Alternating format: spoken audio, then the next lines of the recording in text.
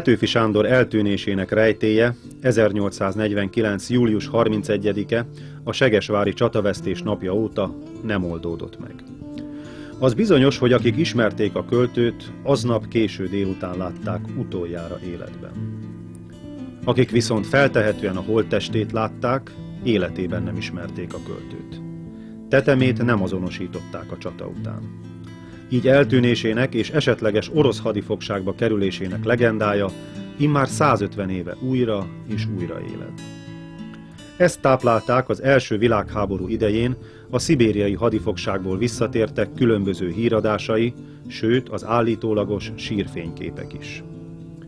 Sem a sztálini korszakban, sem az azt követő időszakban nem nyílt lehetőség arra, hogy kutatóexpedíció induljon a legendák tisztázására. A segesvári csatatér környékén is csak 1956. augusztusában végzett kutatásokat a Román és a Magyar Tudományos Akadémia Bizottsága, de a költő 1849. július 31-i halálának tényét nem sikerült megnyugtató módon tisztázni. A próbaásatások során még a csatában elesettek sírját sem találták meg. A szibériai Petőfi legenda felkutatására és a feltételezett Petőfi sír feltárására először 1989. júliusában Morvai Ferenc vállalkozó szervezett nemzetközi expedíciót, az akkori zaklatott politikai helyzetből adódó minden nehézség ellenére. Bevallom őszintén, hogy először, amikor a Balajti András engem megkeresett, nem hittem ebbe a Petőfi kérdésben. Végül is hosszas rábeszélés után ráálltam, elkezdtem, és amikor elkezdtem, akkor tudtam, hogy végig fogom csinálni, hisz semmit sem hagytam még félen életemben, ami kísérleteket, kutatásokat más területeken megindítottam, viszont ebbe a Petőfi kutatásba, megmondom őszintén, amikor Posga Imrével az első lépések előtt elbeszélgettem, és ő óvaintett engemet minden politikai negatív akadályokra, akkor valahogy úgy gondoltam, hogy mi köze van a politikának a tudományhoz, a múltunkhoz. Úgy gondoltam, hogy mindazon nehézségek ellenére, amit az Imre nekem fölvázolt előre, nekem ezt végig kell csinálni. Persze nem gondoltam, hogy ehhez 10-12 év, sőt, még talán egy pár év szükséges. Na, akkori rendszerben, a kommunista hatalom révén még hittünk a Tudományos Akadémiába, hittünk a hivatalokba, hinni kellett a hivatalokba. Én úgy gondolom, hogy én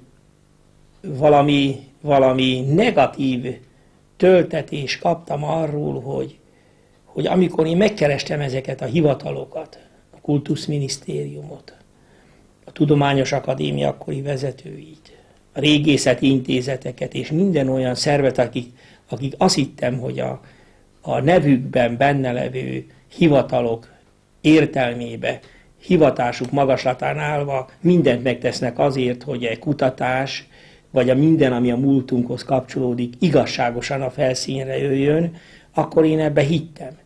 Amikor viszont konkrétan én, mint Morvai Ferenc, vállalkozó, elkezdtem, és amikor ők látták, hogy én nem is akarok megállni, és én végig akarom ezt csinálni, és akkor, amikor ezek az emberek mindenféle kibúvókat találtak, mindenféle akadályokat gördítettek ahhoz, hogy ez végigmenjen, akkor egyszerűen elkezdtem csalódani, hogy ezek álhivatalok, álhivatalnokok.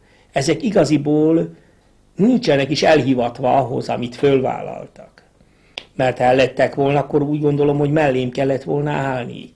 Mert én nem azt mondtam, hogy Petőfiért megyünk Szibériába. Én azt mondtam, ha már egy pici realitása van annak, hogy Petőfi Sándor lehetett, vagy kikerülhetett Szibériába, akkor én adom a pénzemet, a szervezőkészségemet, az akkori Megamornak minden lehetőségét, őnekik pedig adni kellett volna hivatalból azokat a lehetőségeket, tudományos segítségeket, amiket összevetve talán már rég pozitív vagy negatív irányba befejezték volna a Petőfi kutatást. Végül a Morvai Ferenc által szervezett expedíció 1989. július 15-én jutott el a Magyarországtól több mint 8000 kilométerre fekvő szibériai Barguzinba.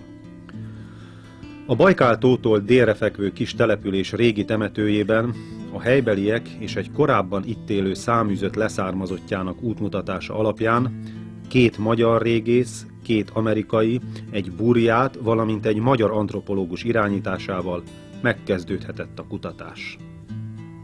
Első benyomásom a helyszínről az, ami minden helyszínen, ahol először vagyunk, tájékozódni kell, biztos mérőpontokat föl kell venni, le kell ásni, meg kell csinálni az első árkokat, és meg kell határozni a temető fekvését, felső sírokat, a középsők és a alsóknak a helyét. Na most meg kell határozni ezt a bizonyos zsidó temetőnek a határát, ugyanis többször változtatták a temető kerítését, tehát a elmondások és a leírások alapján tisztázni kell a helyszínt. Ez a legelső lépcső. Na most itt úgy néz ki, hogy a síroknak a helyzete az több irányú, tehát van egy múlt század végi, van egy század elejé és egy század 30-as évekbeli sírtájolás, ezeket el kell választani, de hát ez egy régész munkája, és én azt hiszem, hogy már is adom a régésznek, a mikrofont, akivel együtt szoktunk dolgozni, és akivel együtt oldjuk meg ezt a feladatot. Legelőször megpróbáljuk a barguzini régi temetőnek a körvonalait fölvenni, térképezni, és ezen belül a felszínen megfigyelhető nyomokat rögzíteni. Rendkívül fontos ez a dokumentáció, mert hiszen itt több temető fekszik egymáson. Részben már sikerült kihámozni, hogy fekszenek a sírok, milyen tájolásúak. Kiderült közben az is, hogy több temetőkerítés volt. Na most ezeket mind rögzítjük egy helyszíni térképen, aminek az lesz később a jelentősége, hogy a munkánk során előkerülő további nyomokkal összhangban majd tudjuk kontrollálni az egyes visszaemlékezések pontosságát, hitelességét, illetve valószínűleg néhány visszaemlékezést át is kell értékelni, hiszen nem a jelenlegi állapot alapján kell meghatározni az esetleges sírhelyét, hanem a korabeli temető fekvése helyzete alapján. A továbbiakban, miután egy alapos helyszíni bejárás volt a temető területén és környékén, továbbiakban egy szintező műszerrel feltérképezzük a temetőt, ahol minden egyes apró jelenséget megpróbálunk bemérni és rögzíteni a térképen. Hát a szintezést azt a Varga Béla régész fogja elvégezni. Talán erről ő tudna többet beszélni. Ez a terület durván egy 200x100 méteres terület. Ennek a síkbeli kitérjedését föl kell mérjük, azokat a tereppontokat meg kell határoznunk, amihez mérni tudunk, esetleg feltárásra kerülő Petőfisét bemérni tudjuk hitelesen, illetve meg kell mérjük azokat a mélységeket, magasságokat, amelyek a talaj rétegtanhoz adnak nekünk támpontokat. Miután sikerült a temető felmérése, kirajzolódott az a felület, ahol már csak halvány nyomok jelezték a múlt századi sírhantokat. A még élő szemtanú Jurij Davidovics Vinokur is ezt a helyet jelölte meg egy ismeretlen magyar katonaőrnagy sírjaként. A feltárásnál és a helyszíni azonosításnál csak a legegyszerűbb, kizárásos módszert alkalmazhatták az antropológusok.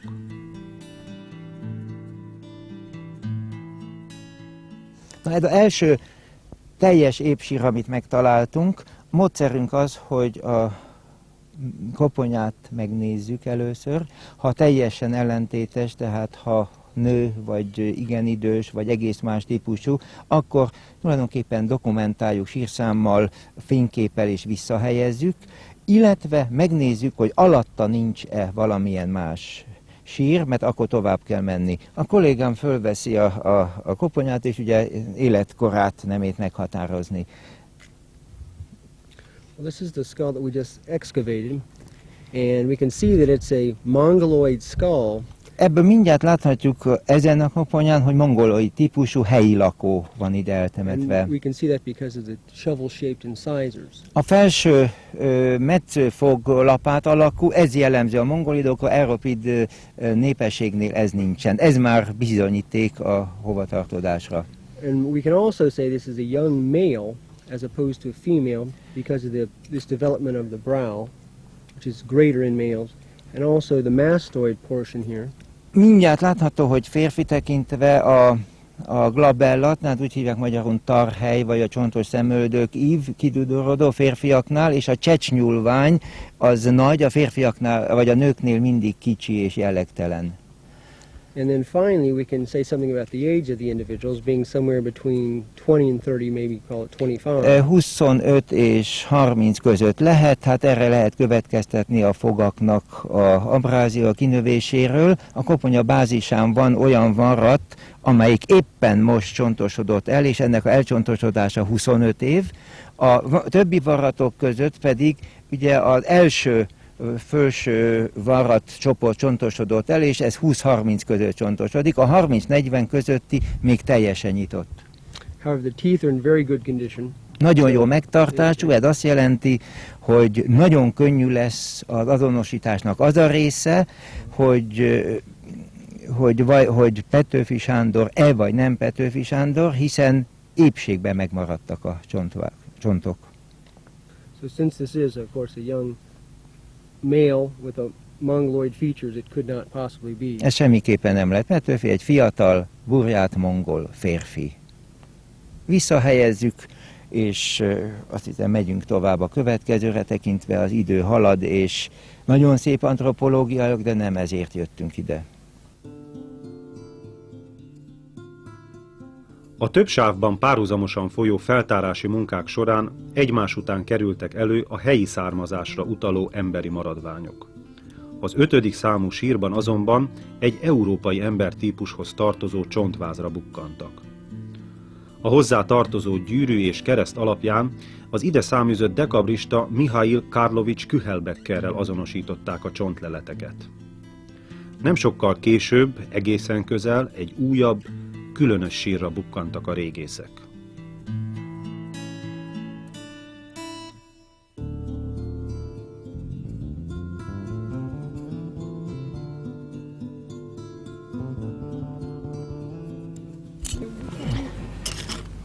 Hát egyenlőre van egy ellentétes irányban egy fej, ugyanabban az irányban, mint a dekabrista vezető, és egyedülálló a temetőnek legutolsó sírja a zsidó temető felé. Please, say me whether it is a male or female, the same. What do you think? Okay, from right now, it's very hard to say. Az első pillantásra még ki nem bontva nagyon nehéz megmondani. I would say that from here, the chin, the mental process, looks male, Az álcsúcs szöglete férfias, and the mastoid looks male, csecsnyúlvány férfi, but it has an extremely gracile brow. a homlok nőies, magas. So from here I would call it a very gracile male, but I'm not certain till we have it out. Innen megítélve egy nagyon gracilis férfi. Oh, Clyde, can you get that bucket? Because I'll put it in the bucket and you can go through what I come. And what do you think how old he was? At about only, or whether he was young or very old or middle age? Most a életkorát kérdezzük, hogy fiatal, nagyon fiatal, öreg. He's 40-ish. Again, I don't know till I can see the whole skull. Hát legföljebb 40, 30-nál indult, 30-40 közötti legföljebb. De azt hiszem, hogy ki kell bontani nagyon-nagyon precízen, nem tudunk még semmit. His teeth are not badly worn, although he's had several abscesses and has lost several teeth. Fogai nem kopottak, de némely foga hiányzik. A few centrals, but on the left side he's missing a lateral A incisor. baloldali második metszőfog hiányzik, viszont nagyon nagy a baloldali szemfoga, a jobb oldalt megvan mindegyik metszője. And he does have a, a canine that's slightly twisted out of occlusion. Rendellenes fogzáródása volt. Na, come on!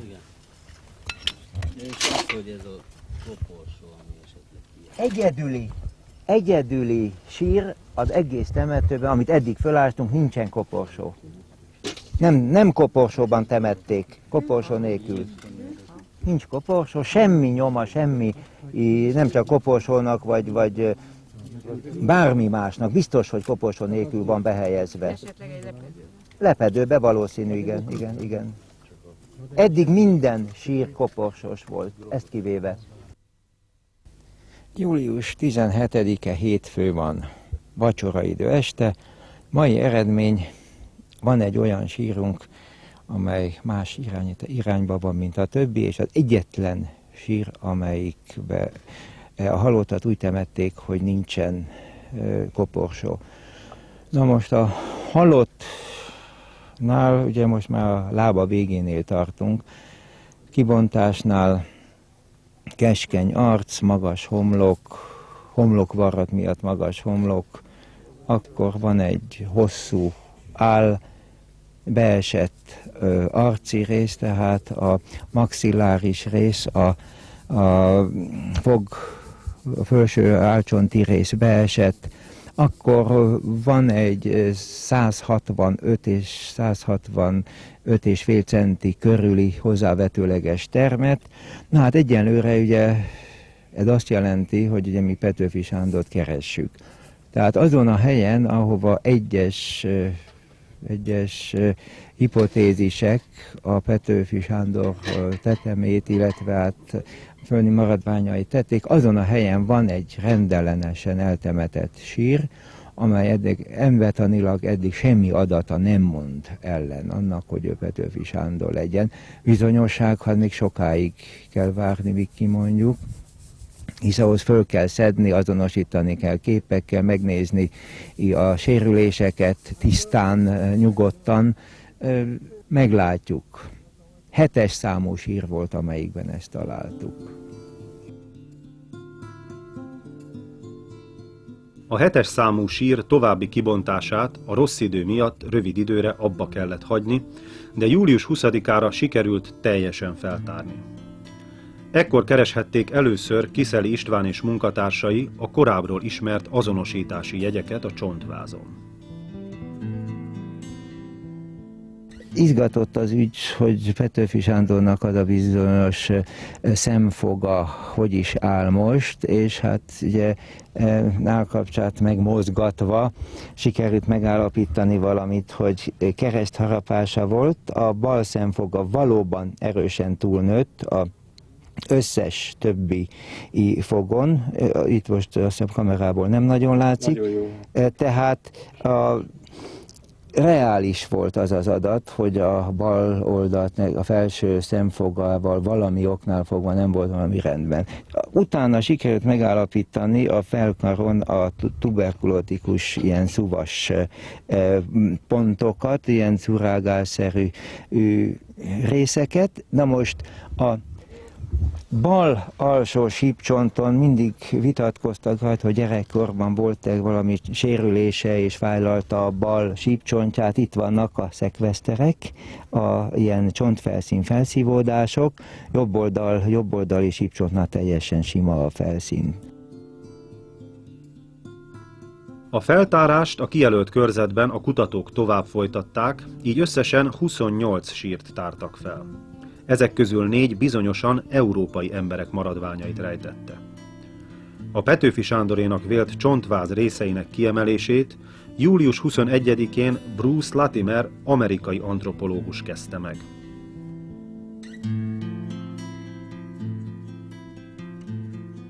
Ma először vizsgáltuk meg embertanilag úgy, hogy a 4 antropológus kolléga az összes méreteket egymás mellett, egymás után megmérte, maragtuk össze a fejet, illetve állkapcsot rátettük, és a fogakat visszaragasztottuk, mert különben kihullottak volna. Hát itt van az a csodálatos farkasfog.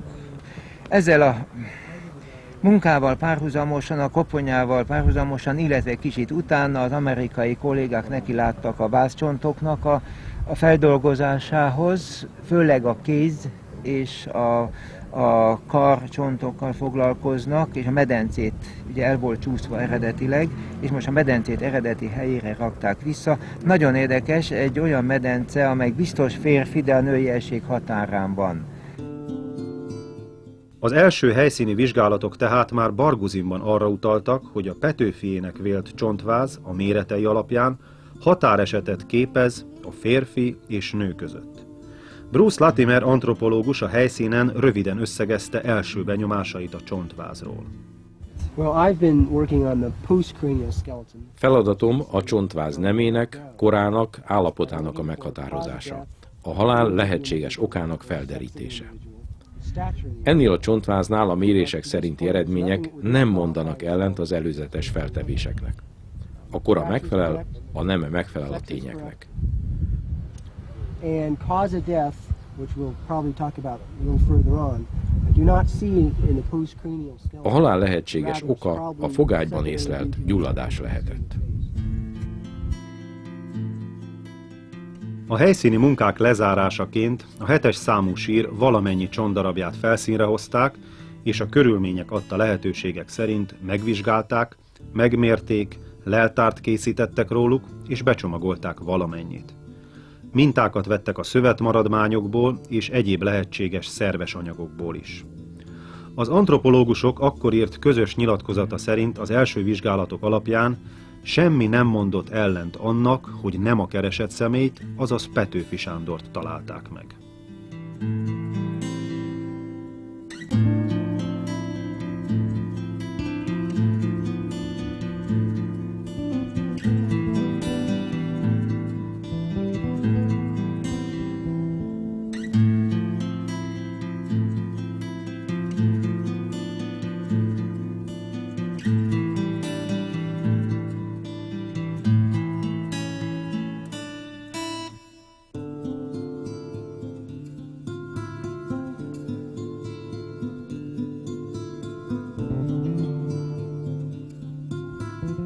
A csontvázat tartalmazó ládát Ulán-Udéba, a Burját fővárosba szállították, de innen már az orosz hatóságok nem engedélyezték a továbbszállítását Magyarországra. Egészen 1990. januárjáig itt is maradt. Ekkor Moszkvába vitték, hogy a Szovjet és a Magyar Tudományos Akadémia közös bizottsága megvizsgálja a leleteket. Ezek a vizsgálatok meglehetősen különös körülmények között zajlottak. A súlyméréseket például közönséges konyhai mérlegen végezték. A hosszúságméréseknél pedig a számos tévedés miatt újra kellett kezdeni a méretek felvételét. A koponya vizsgálatával folytatjuk, megállapítható, hogy a koponya súlya az állapocsal egészében megtisztításra nem került. Mérleget is diktálta, és hogy tára mérleggel csinálja. A mérést az intézetben rendelkezésre bocsátott Q.N. táramérleggel végeztük el.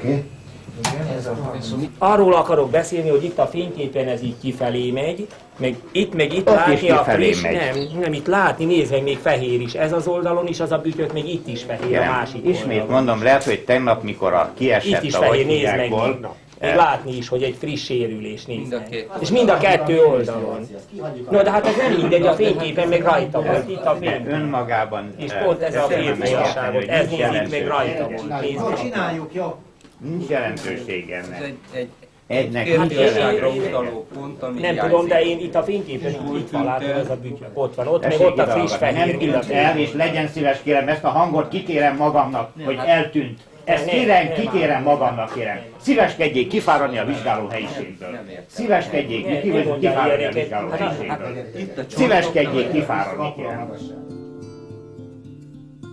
A méréses módszerek összegzése, valamint az elhangzott szubjektív vélemények alapján mondta ki végül a bizottság, hogy szerintük a csontváz egy nőé lehetett. Nem zárták ki azonban a további vizsgálatok lehetőségét, ezért számos mintát vettek a csontokból. A Morvai Ferenc által szervezett expedíció szakmai véleményét egyedül Kiszeli István mondhatta el, aki továbbra is kitartott amellett, hogy nagy valószínűséggel Petőfi Sándor maradványait találta meg a kutatócsoport Barguzinban. A magam részéről azonban engedtessék meg, hogy ne kelljen mindig mindenkivel egyetértenem. Hagy higgyem, hogy nagy valószínűséggel Petőfi Sándor volt az, akit megtaláltunk. Csak a kutatások végén mondjunk végleges döntést. Amikor Ulán-Udéban kicsomagolták a leletet,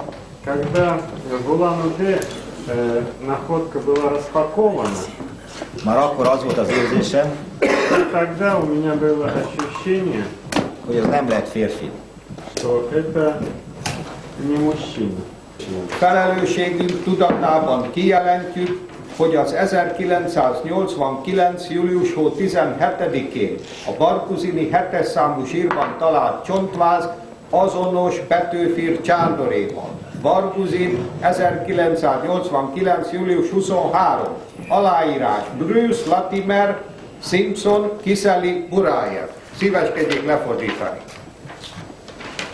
Csupán az aláírókat terheli a felelősség. És ez egészen addig legyen érvénytelen és helytelen, amíg az abban foglalt határozott állítást a további részletes vizsgálatok meg nem erősítik. Elítélem a Magyar Tudományos Akadémia vezetését azért, mert egy évvel ezelőtt hivatalosan felkértem abba, hogy kapcsolódjon be munkába, és írásban elutasította a Magyar Tudományos Akadémia. Felvállaltam ezt az ügyet, mert úgy gondolom, hogy a magyarság múltjával szorosan összefügg Petőfi Sándor. Я взялся за это дело, поскольку знаю, что венграм очень близко прошлое и в особенности все, что связано с Петőfi. Mert azt vallom, hogy az a nemzet, aki nem törődik a múltjával, nem várhat a jövőjétől Európa közepén semmit. A csontváz Moszkvában maradt. További vizsgálatokat nem végeztek rajta. A Magyar Tudományos Akadémia saját részéről lezártnak tekintette az ügyet. Később lemondta a találkozót a Magyarországra érkezett amerikai tudósokkal, akik már akkor felvetették a döntő tudományos bizonyítékot szolgáltató DNS vizsgálatok szükségességét.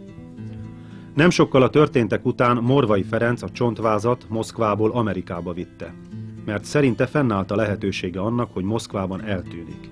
Ez esetben minden további vizsgálat lehetetlenné vált volna. A maradványok jelenleg is az Amerikai Egyesült Államokban vannak.